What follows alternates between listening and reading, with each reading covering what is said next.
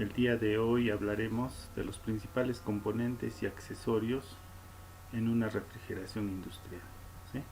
Eh, Hay diferentes componentes que forman parte pues de lo que es una, digámoslo así, una refrigeradora, ¿no?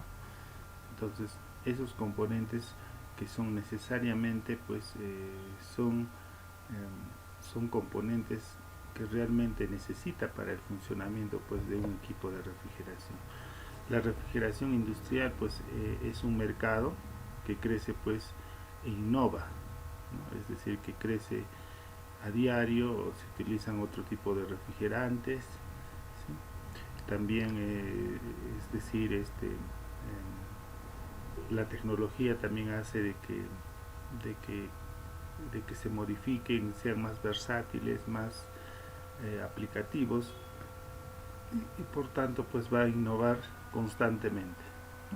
Y para ser competitivo es necesario actualizarse y conocer sus partes, ¿no? Entonces hay que saber cuáles son sus componentes y que se actualice pues constantemente, ¿no? Actualmente la elaboración de productos no está exenta de necesitar pues un proceso refrigerante, sin importar pues la industria alimentaria, médica, construcción, minería, entre muchas otras. ¿Eso qué quiere decir?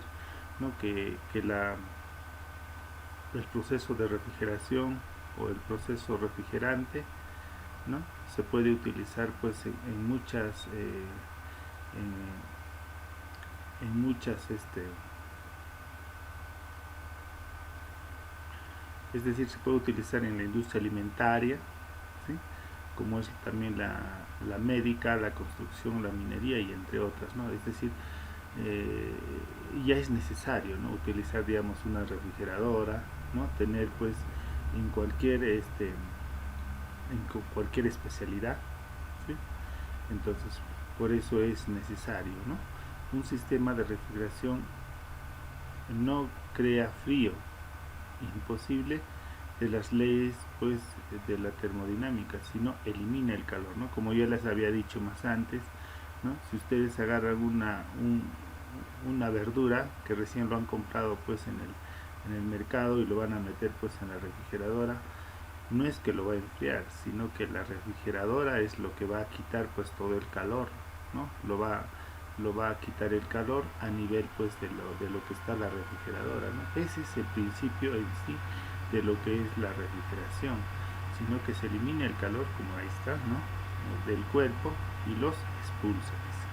Para lograrlos pues, para lograrlo se manipula pues una sustancia que se llama refrigerante, ¿sí?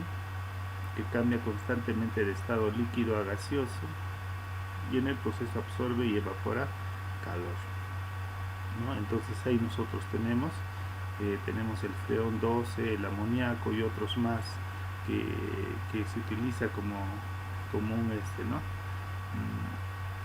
Como una sustancia refrigerante que está pues dentro de la refrigeradora, es decir, por todos los tubitos que está en una refrigeradora, si algunos se han percatado, ¿no? En la parte de atrás de la refrigeradora hay tubitos, ¿no? Y dentro de esos tubitos está pues la sustancia refrigerante, ¿sí? La cual va a pasar pues a diferentes tipos de estado y eso es lo que va a absorber pues el calor, ¿no? Todo proceso de refrigeración cuenta pues con secciones básicas que trabaja en un ciclo infinito, dice, ¿no? Es decir, todo proceso de refrigeración cuenta con secciones básicas que trabajan con un ciclo, ¿no? O también se le conoce como ciclo de refrigeración, ¿no? Acá tenemos todo el proceso de el ciclo de refrigeración, ¿no? Acá el compresor, a ver, tenemos el compresor, la función, como dice su nombre, va a comprimir, ¿no? Es decir, el líquido se va a comprimir, ¿sí? Y luego pues va a pasar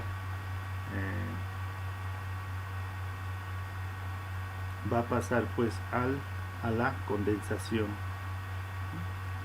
es decir, el líquido, perdón, el gas se va a comprimir y luego se va a volver en líquido, ¿no?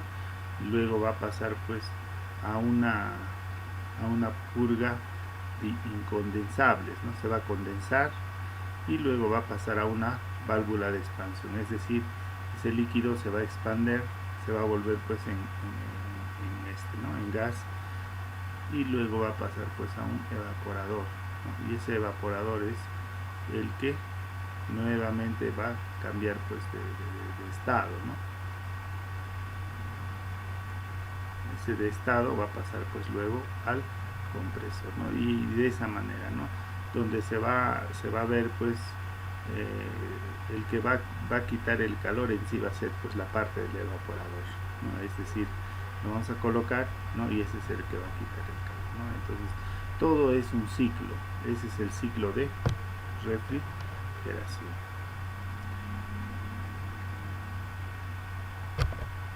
Luego acá tenemos, ¿no? Vamos a explicar sus partes. El compresor, ¿no?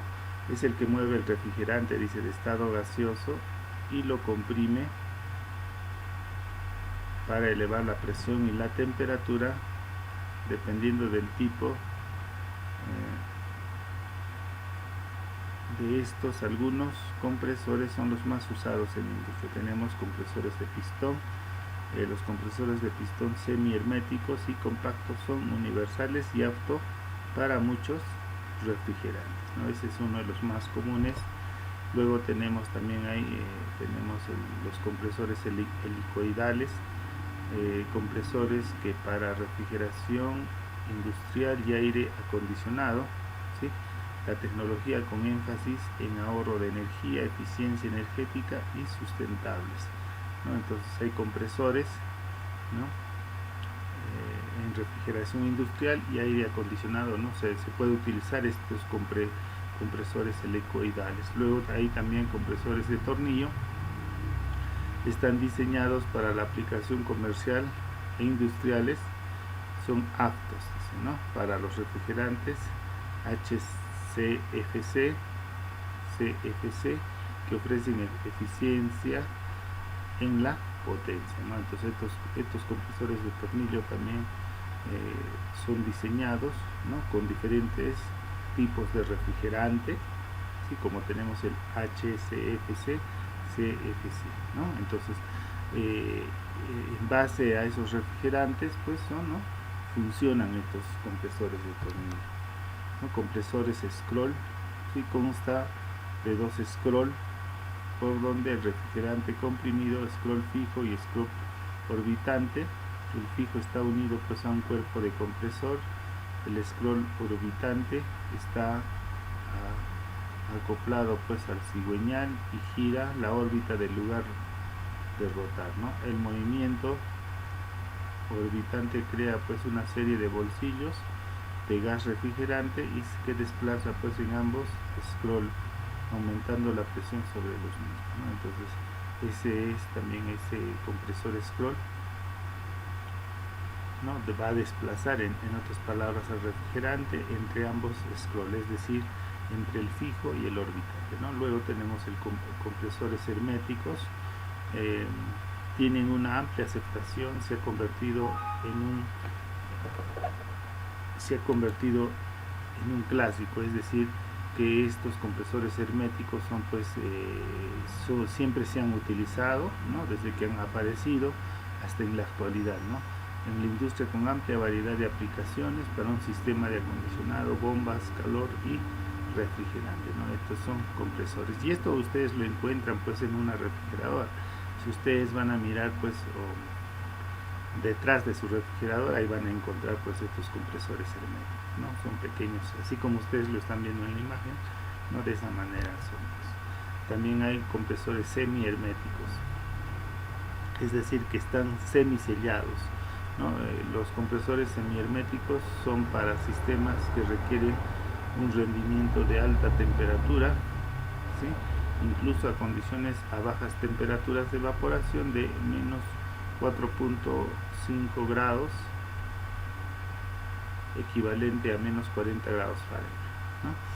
Las marcas de compresores líderes que hay en la industria, tenemos de estas marcas que son las más es decir, las más reconocidas pues a nivel industrial, ¿no? Entonces, tenemos la GEA, el Bitzer, el Copeland y el Emerson, ¿no? ¿Qué más? Luego tenemos el otro que es el condensador. Recibe el gas refrigerante y a presión y disminuye la temperatura para convertirlo en líquido. Es decir, en el condensador va a recibir pues el gas, ¿no?, a una presión y a una baja temperatura, y ese gas se va a convertir en líquido, ¿no? Cuando un condensador está acompañado de un motor, ventilador y compresor, hablamos de una unidad pues condensadora, ¿sí? Dependiendo pues el proyecto, su finalidad y las condiciones de la industria, existen diferentes tipos de condensadores en la refrigeración industrial, ¿no? Los más usados, tenemos también el sistema de expansión, ¿no?, o la válvula de expansión. Se encarga pues de convertir el refrigerante líquido en partículas líquidas de baja presión, ¿no? Es decir, lo va a convertir en partículas, o de que sean más pequeñitos, en otras palabras, ¿no? Similar a cómo funciona pues un atomizador, ¿no? Es decir, entra grande y lo va a convertir en partes más pequeñitas. Ese es lo que hace el sistema de expansión. Estas pequeñas partículas absorben el calor del medio ambiente, ¿no?, y se evaporan, ¿no? Esas son las que absorben. El sistema de expansión está formado principalmente por la válvula de expansión, que es el equipo pues que controla el flujo de refrigerante líquido que entra pues al evaporador de expansión directa, manteniendo constante y recalentamiento pues del vapor del refrigerante en la salida del evaporador, ¿no? Básicamente su misión en los equipos de expansión directo seco se restringe pues a dos funciones, ¿no? La de controlar el caudal refrigerante del líquido, ingresar al evaporador, y la de sostener pues el calentamiento constante en la salida, ¿no? Es decir, va a cumplir dos funciones muy importantes, ya sea en la entrada, va a controlar pues qué cantidad va a entrar, ¿no?, y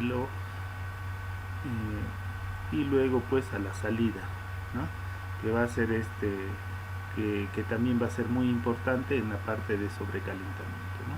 Existen dos tipos de válvulas. Tenemos la válvula de expansión termoestáticas.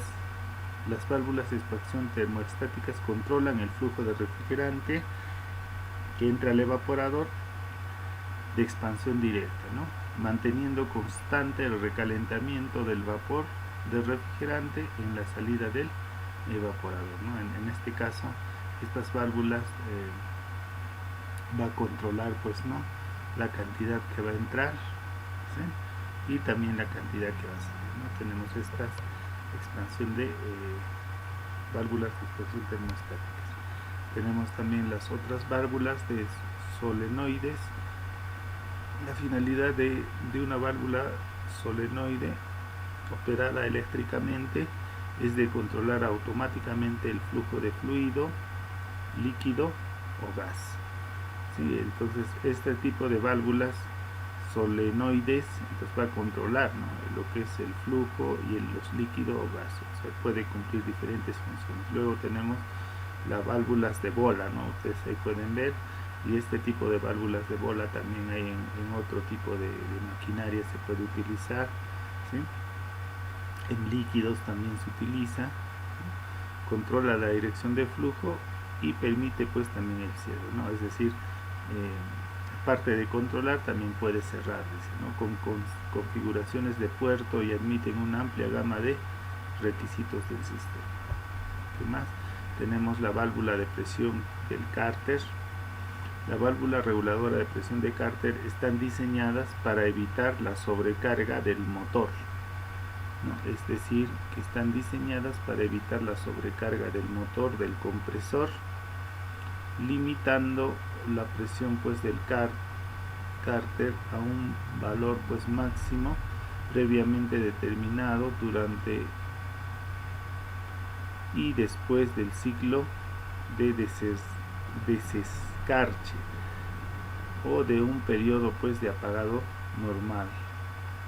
Es decir, esta válvula de presión de Carter ayuda pues a evitar que se sobresature, en otras palabras, el compresor, ¿no? Entonces ayuda de que la presión pues sea pues mejor controlado pues en este aspecto, ¿no? Luego tenemos la válvula reguladora de presión de evaporador. La línea de válvulas reguladoras de presión de evaporador controla la temperatura del evaporador, ¿no? Indirectamente controla la presión pues del evaporador, ¿no? Este tipo de válvulas reguladoras también cumple esa función, pero en el evaporador, ¿no? Que es la que, como les dije hace rato, ¿no? Es la que se encarga pues de extraer el fluido, ¿no? La válvula reguladoras de presión de condensador. Las válvulas reguladoras de presión del condensador son utilizadas para el control de la presión, ¿sí?, del sistema de condensadores enfriados por el aire, ¿no?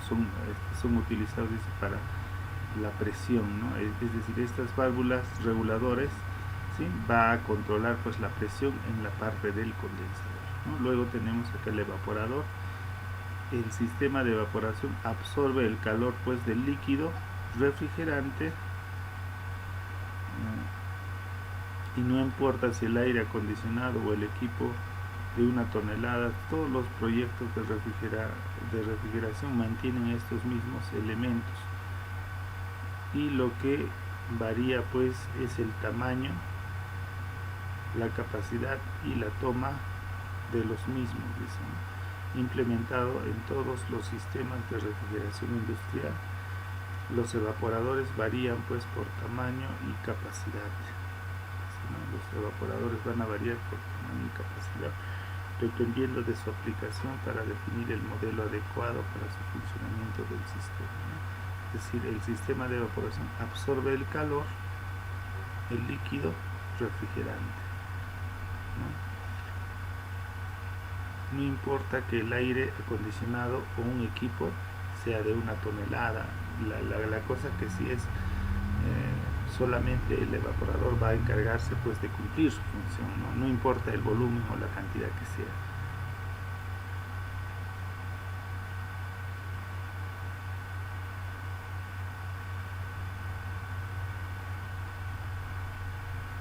Pueden ser pues grandes, pequeños, y dependiendo también de su capacidad, ¿no? Entonces eso es lo que hace el evaporador. El refrigerante pues es el líquido o la sustancia que está pues dentro, ¿no? Es decir, esa sustancia es la que se va a encargar pues de convertirse en gas, en líquido, ¿no? Y así sucesivamente, ¿no? El refrigerante es una sustancia química cuyas propiedades permiten absorber el calor, ¿no?, a otro, y provocando que la temperatura se descienda, ¿no? Tenemos dos tipos de refrigerante, unos son refrigerantes sintéticos y otros refrigerantes naturales. Los refrigerantes sintéticos tenemos los hidrofluorocarbonados, ¿no?, o HFC, que al principio también se ha mencionado, ¿no? Tenemos los hidroclorofluorocarbonados, ¿no?, o más conocido como HCFC. Luego los clorofluorocarbonados, CFC, ¿no? Luego tenemos los refrigerantes naturales, ¿sí? Son alternativa a los refrigerantes sintéticos, pues no dañan la capa de ozono, tienen muy bajo potencial de calentamiento global.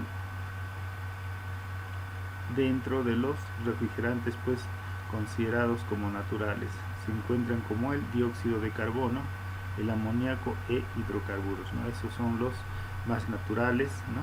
Su ventaja sería que no dañan la capa de ozono, ¿no? Entonces y por tanto pues no hacen de que penetre pues la luz ultravioleta, ¿no? Entonces si hacemos una diferencia, pues no, los sintéticos sí lo hacen, ¿no? Deterioran pues la capa de ozono. Entonces ahí tiene sus ventajas, ¿no? ¿Cómo empezar pues a cotizar, dice, el sistema de refrigeración? En sí pues no existe una sola ruta específica de cómo empezar, dice, ¿no? Todo comienza pues en una asesoría pues ¿no?, adecuada para poder saber todo el sistema de refrigeración, también pues una persona especializada, ¿no? Y así por el estilo, ¿no? Bueno, también acá podemos ver el nivel de cargas, ¿sí? Son otro aspecto pues a evaluar en un sistema de refrigeración industrial. ¿Sí? Los sistemas de carga. Este estudio nos ayuda pues a seleccionar, dice, las paredes y materiales del aislante y el ahorro, aunque puede implicar la inversión inicial mayor, se estima pues los beneficios a largo plazo que generan pues un menor gasto energético, ¿no? Las cargas térmicas, ¿no? Va a ayudar pues a seleccionar pues, ¿no? el de las capas de aislantes, ¿no? El material aislante, las paredes, cómo va a ser y el costo, ¿no es cierto? Entonces eso al final pues va a repercutir pues en lo que son gastos energéticos. Luego tenemos el ciclo de vida del sistema de refrigeración. Un análisis financiero nos permite afrontar las inversiones pues fuertes en sistemas de refrigeración, ¿no? Se debe tomar en cuenta los costos de energía, mantenimiento, costos de impacto al medio ambiente y costos inicial que determinan pues la elección del equipo más eficiente, ¿no? Entonces, para yo poder tener todo un sistema de refrigeración tengo que considerar estos aspectos que ya los he mencionado, ¿no? Y de acuerdo a eso pues, ¿no?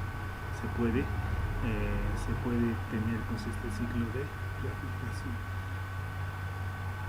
¿Qué más? Debe comparar los gastos de inversión utilizados como mantenimiento preventivo y predictivo, dice, ¿no? Si es predictivo, ese mantenimiento se hace antes de que se pueda malograr, ¿no? Es decir, a darle pues su mantenimiento siempre, ¿no? Antes de que se pueda. Y el predictivo es, ¿no? Poder ver, ¿no?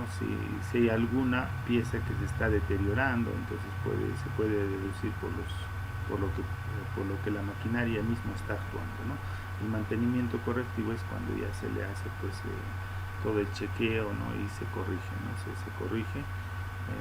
Los gastos de ambos costos para el equipo deben ser aproximadamente iguales en una situación, ¿no? Entonces no tiene que haber muchos gastos, tiene que haber un equipo. Muchas gracias por su atención prestada.